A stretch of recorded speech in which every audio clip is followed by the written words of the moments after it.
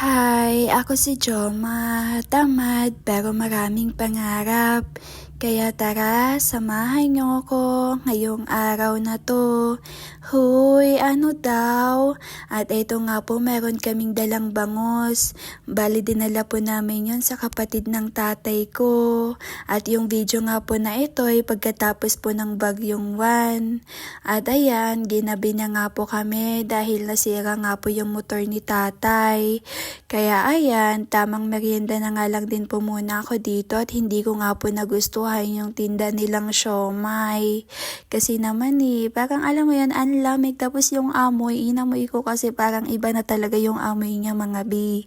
Kaya ayun, tinapon ko na nga lang din po muna. At sa mga part nga po na ito, ayan, ito yung time na papunta na kami kung saan kinain yung ATM card ko mga bi. Dahil kinain po yun nung machine. Oo, kasi naman, ang dilim.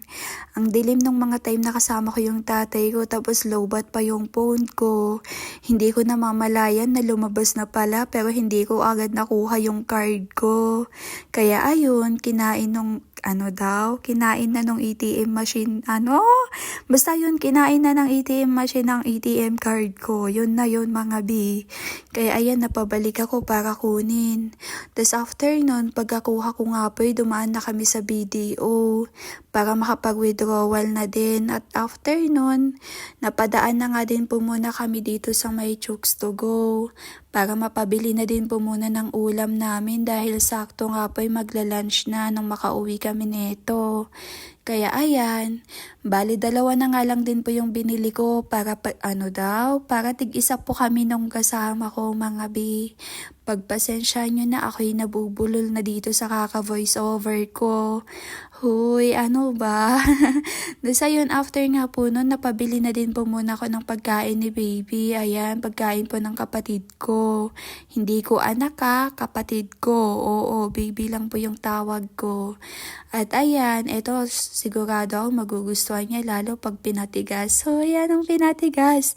Lalo kapag may na nilagay sa ref, kasi nung mga time na to'y wala pa kaming kuryente mga bi. Pero sa ngayon na nagvo-voice over ako at nakakapag-upload na, meron na po kaming kuryente mga bi. Ayan. Bago nga po kami umuwi, na pamerienda na nga din po muna kami dito. At ayan, after nun, umuwi na nga po kami. O, diba, for the go na agad. Abay, grabe nga dahil sa sobrang init, sobrang tirik na tirik yung araw. Pero wala, no choice.